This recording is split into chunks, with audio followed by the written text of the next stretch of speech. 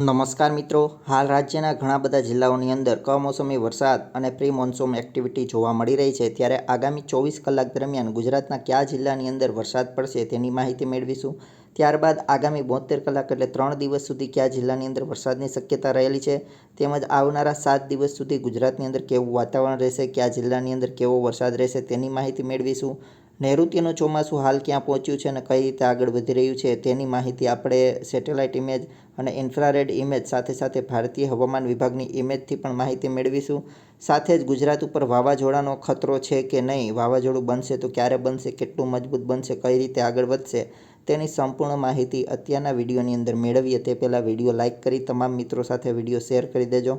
Channel ઉપર નવા હોય તો ચેનલને સબસ્ક્રાઈબ કરી લેજો, જેથી કરીને દરેક સચોટ અપડેટ તમને મળતી રહે. સૌથી પહેલાં માહિતી મેળવીએ તો આવનારા 24 કલાક એટલે કે આજે તારીખ 17થી લઈ અને આગામી તારીખ 18 એટલે કે આગામી 24 કલાક દરમિયાન ગુજરાતના કયા જિલ્લાની અંદર વરસાદની શક્યતા રહેલી છે. તો આગામી 24 કલાક દરમિયાન જો માહિતી મેળવીએ તો રાજકોટ જિલ્લો છે, મોરબી જિલ્લો છે, સાથે બોટાદ અને સુરેન્દ્રનગરના ભાગોની અંદર આગામી 24 કલાકની અંદર ભારેથી અતિ ભારે વરસાદના રાઉન્ડ છે તે જોવા મળી શકે છે.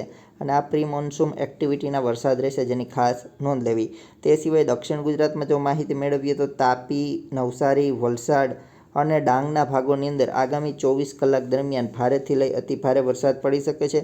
તો બીજી તરફ દાહોદના ભાગોમાં પણ આગામી 24 કલાક દરમિયાન ભારેથી અતિ ભારે વરસાદની શક્યતા જોવા મળી રહી છે. બાકી રાજ્યના મોટાભાગના વિસ્તારોની અંદર વાતાવરણ છે તે છૂટું છવાયું અને હળવા વાદળો જોવા મળે તેવું રહેશે. ત્યારબાદ આગામી 72 કલાકની જો માહિતી મેળવીએ તો આગામી 72 કલાક એટલે તારીખ 20 સુધી રાજકોટ હોય, મોરબી હોય, જૂનાગઢના કોઈ ભાગો છે, જેતપુર આજુબાજુ ગોંડલના વિસ્તારો, તે સિવાય બોટાદના ભાગો છે, જસદણ આજુબાજુના વિસ્તારો છે, સુરેન્દ્રનગરના ભાગો છે સૌરાષ્ટ્રની અંદર, અને દક્ષિણ ગુજરાતમાં તાપી છે, નર્મદા છે, નવસારી અને વલસાડ અને ડાંગના ભાગો, સાથે છોટાઉદેપુરના ભાગો, સાબરકાંઠાના કોઈ રાજસ્થાન અને મધ્યપ્રદેશ આજુબાજુની જે બોર્ડર વિસ્તાર છે એ વિસ્તારોની અંદર આગામી 72 કલાક દરમિયાન પણ ભારેથી અતિ ભારે વરસાદના રાઉન્ડ જોવા મળે. તો તેમાં કોઈ નવી નવાઈ નહીં, કેમ કે હાલ હવે રાજ્યની અંદર પ્રી મોન્સૂન એક્ટિવિટી પણ જોર પકડી રહી છે. ખાસ કરીને સૌરાષ્ટ્રના જિલ્લા અને દક્ષિણ ગુજરાતના જિલ્લા જણાવ્યા છે એ વિસ્તારોની અંદર બપોર પછીના સમય બાદ વરસાદનું જોર વધે તેવી શક્યતા છે.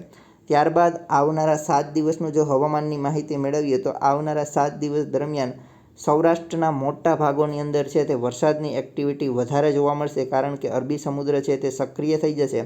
જેને કારણે જો માહિતી મેળવીએ તો મોરબી, જામનગર, દેવભૂમિ દ્વારકા, રાજકોટ છે, સાથે જૂનાગઢ, ગીર સોમનાથ, અમરેલી, ભાવનગર, બોટાદ, સુરેન્દ્રનગર, કચ્છના જે ગાંધીધામ આજુબાજુના, માંડવી આજુબાજુના સૌરાષ્ટ્ર લાગુ વિસ્તાર છે તે વિસ્તારો, સાથે દક્ષિણ ગુજરાતમાં સુરતથી નીચેના તમામ જિલ્લાઓ, જેમાં સુરત આવી ગયું, નવસારી આવી ગયું, તાપી, ડાંગ, વલસાડ, દમણ, દાદરાનગર હવેલીના ભાગો, તે સિવાય ઉત્તર ગુજરાતમાં માહિતી મેળવીએ તો સાબરકાંઠાના ભાગો, મહીસાગરના ભાગો, દાહોદના ભાગો, આ ભાગો સાથે અમદાવાદ, ગાંધીનગર આજુબાજુના વિસ્તારોમાં આગામી 7 દિવસ દરમિયાન ભારેથી અતિ ભારે વરસાદના રાઉન્ડ પડે તેવી પૂરેપૂરી સંભાવના છે તે હાલ જોવા મળી રહી છે, જેની ખાસ નોંધ લેવી. ત્યારબાદ હવે આપણે ભારતીય હવામાન વિભાગ મુજબ માહિતી મેળવીએ તો નૈઋત્યનું ચોમાસું હાલ ક્યાં પહોંચ્યું છે. રાજ્યની અંદર પ્રી મોન્સૂન એક્ટિવિટી છે તે જોર પકડી રહી છે, ત્યારે નૈઋત્યનું ચોમાસું તમે એકચ્યુઅલમાં જોઈ શકો છો. આ બ્લુ લાઇન દેખાય છે ત્યાં હાલ નૈઋત્યનું ચોમાસું છે તે પહોંચી ગયું છે. હાલ 15 અને 16 મે દરમિયાન આ જે બ્લુ લાઇન દેખાય છે ત્યાં નૈઋત્યનું ચોમાસું પહોંચી ગયું છે. 26 મે દરમિયાન નૈઋત્યનું ચોમાસું એટલું પહોંચી જશે. 1 જૂન આજુબાજુ નૈઋત્યનું ચોમાસું તમિલનાડુ છે, કેરળના ભાગો, આ ભાગોની અંદર પ્રવેશ કરી જાય તેવી શક્યતાઓ હાલ છે તે જોવા મળી રહી છે. હાલ નૈઋત્યનું ચોમાસું છે તે શ્રીલંકાથી નીચેના ભાગો અને અંદમાન નિકોબારના મોટા ભાગના વિસ્તારોની અંદર છે તે નૈઋત્યનું ચોમાસું પહોંચી ગયું છે. ગુજરાતની અંદર નૈઋત્યના ચોમાસાની જો માહિતી મેળવીએ તો 15 જૂન આજુબાજુ દક્ષિણ ગુજરાતના ભાગોમાં, 20 જૂન આજુબાજુ દક્ષિણ ગુજરાત અને સૌરાષ્ટ્રના ભાગો, અને 25 જૂન આજુબાજુ ઉત્તર ગુજરાતથી લઈ મધ્ય ગુજરાતના ભાગો, અને આગામી 30 જૂન સુધીમાં રાજ્યના તમામ ભાગોની અંદર નૈઋત્યના ચોમાસાનો પ્રવેશ થઈ જાય તેવી શક્યતાઓ રહેલી છે. પરંતુ હાલ નૈઋત્યનું ચોમાસું જે ગતિથી આગળ વધી રહ્યું છે તે એક અઠવાડિયું આગળ ચાલી રહ્યું છે. તો ગુજરાતની અંદર આપણે માહિતી મેળવીએ તો 22-23 જૂન પહેલાં એટલે કે 20 જૂન આજુબાજુ નૈઋત્યનું ચોમાસું સંપૂર્ણ રાજ્યની અંદર ફેલાઈ જાય તેવી પણ શક્યતાઓ હાલ છે તે આપણે ત્યાં જોવા મળી રહી છે. નૈઋત્યનું ચોમાસું હાલ તમે જોઈ શકો છો તે મુજબ કેરળ, કર્ણાટક છે, ત્યારબાદ મહારાષ્ટ્ર થઈ અને ગુજરાત તરફ આગળ વધતું હોય છે. તો હાલ નૈઋત્યનું ચોમાસું છે તે અંદમાન નિકોબાર ટાપુ ઉપર પહોંચી ગયું છે. હાલ અહીં વેધર ઇમેજ મુજબ પણ ખ્યાલ આવશે કે હાલ રાજ્યની અંદર વાદળછાયા વાતાવરણો અને તમે જોઈ શકો છો પ્રી મોન્સૂન એક્ટિવિટી દેશના મોટા ભાગના વિસ્તારોની અંદર છે તે જોવા મળી રહી છે. આ તમને જે દેખાય છે એ નૈઋત્યનું ચોમાસું ધીમે ધીમે આગળ વધી રહી છે અને તેને કારણે પ્રી મોન્સૂન એક્ટિવિટી રાજ્યની અંદર અને દેશની અંદર જોર પકડી રહી છે. આ તમે જે લાલ કલરનો એરિયા દેખાઈ રહ્યા છો તે વરસાદના વાદળો છે જે ભારત તરફ આગળ વધી રહ્યું છે. અહીં છે ગુજરાત અને આગામી દિવસોની અંદર નૈઋત્યનું ચોમાસું ફૂલ ઝડપે ગુજરાત તરફ આગળ વધે તેવી પૂરેપૂરી સંભાવનાઓ હાલ જોવા મળી રહી છે. હવે આપણે વેધર મોડલ મુજબ માહિતી મેળવીએ તો આગામી દિવસોની અંદર અરબી સમુદ્ર સક્રિય થાય અને વાવાઝોડું બને તેવા એંધાણ છે તે હાલ જોવા મળી રહ્યા છે. અને આ વાવાઝોડું છે તે 22-23 તારીખ આજુબાજુ બને અને 30 તારીખ આજુબાજુ ગુજરાતની નજીક આવે તેવી શક્યતાઓ રહેલી છે. તો તેના વિશે આપણે વિન્ડી એપ્લિકેશનના માધ્યમથી સચોટ એનો મેપ છે કઈ રીતે આગળ વધશે તેની સંપૂર્ણ માહિતી હવે આગળ મેપમાં મેળવીએ. તો હાલ તમે જોઈ શકો છો આ છે ભારતનો મેપ અને હાલ તમે નૈઋત્યનું ચોમાસું જોઈ શકો છો. નૈઋત્યનું ચોમાસું હાલ અંદમાન નિકોબાર ટાપુ આજુબાજુ છે તે પહોંચી ગયું છે અને આગામી દિવસોમાં તમે અહીં આપણે પ્લે કરીએ તો આગામી દિવસોની અંદર નૈઋત્યના ચોમાસાને લીધે ભારતની અંદર પ્રી મોન્સૂન એક્ટિવિટી પણ જોર પકડશે, જેને કારણે મધ્ય ભારતના ભાગો છે, મહારાષ્ટ્ર આજુબાજુના વિસ્તારો છે, આંધ્રપ્રદેશ છે, આ વિસ્તારોની અંદર વરસાદ જોવા મળશે. સાથે સાથે તમે જોઈ શકો છો ધીમે ધીમે અરબી સમુદ્ર પણ આને કારણે છે તે આગામી તારીખ 23 આજુબાજુ એક્ટિવ થાય તેવી શક્યતા રહેલી છે.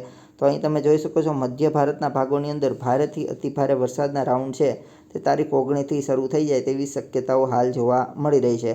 ગુજરાતની અંદર પણ આ પ્રી મોન્સૂન એક્ટિવિટીના ભાગરૂપે આગામી અઠવાડિયા દરમિયાન વરસાદના રાઉન્ડ છે તે જોવા મળશે, જેની આપણે અગાઉ ચર્ચા કરી ગયા છીએ. હાલ તમે જોઈ શકો છો ધીમે ધીમે 20 તારીખથી અરબી સમુદ્ર ધીમે ધીમે એક્ટિવ થવાનું શરૂ થાય છે અને મહારાષ્ટ્રના ભાગો ઉપર એક લો પ્રેશર સિસ્ટમ પણ બને છે, જેને કારણે આ લો પ્રેશર સિસ્ટમ છે તે આગામી સમયમાં વેલમાર્ક લો પ્રેશર અને ત્યારબાદ છે તે સાયક્લોનમાં પરિવર્તિત થાય તેવી શક્યતાઓ હાલ છે તે જોવા મળી રહી છે.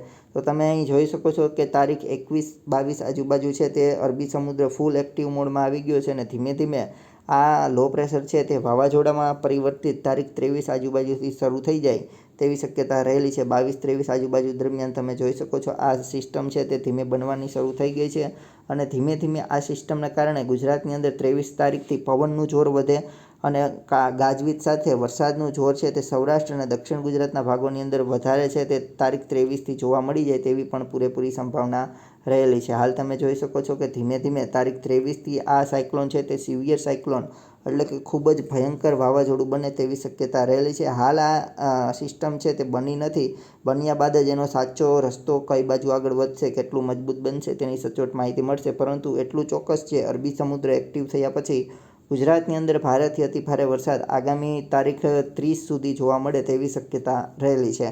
તો તમે અહીં જોઈ શકો છો 30 મે સુધી ગુજરાતની અંદર આ સિસ્ટમની અસર છે તે જોવા મળશે અને ધીમે ધીમે આ સિસ્ટમ હાલ તો મસ્કત તરફ, ઓમાન દેશ તરફ આગળ વધતી હોય તેવું હાલ જોવા મળી રહ્યું છે. પરંતુ આ સિસ્ટમ બન્યા બાદ તે કઈ દિશા તરફ આગળ વધશે તે ત્યારબાદ જ ચોક્કસ નક્કી કરી શકાય.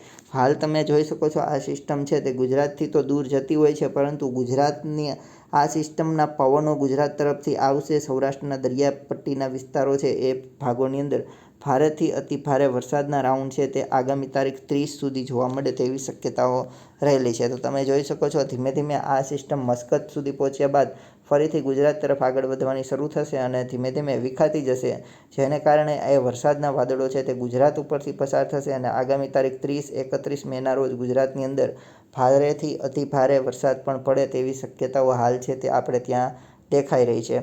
તો આગામી સમયમાં આ સિસ્ટમ બનશે ત્યારબાદ જ ચોક્કસ નક્કી થશે કે સિસ્ટમ કેટલી મજબૂત બનશે, કઈ તરફ આગળ વધશે. તો ખાસ આગામી દિવસોમાં આ વાવાઝોડાની સચોટ અપડેટ મેળવવા ચેનલને સબસ્ક્રાઈબ કરી આ વિડીયો લાઇક કરી તમામ મિત્રો સાથે શેર કરી દેજો. હાલ આ વિડીયોની અંદર આટલું જ. જય હિન્દ, જય ભારત.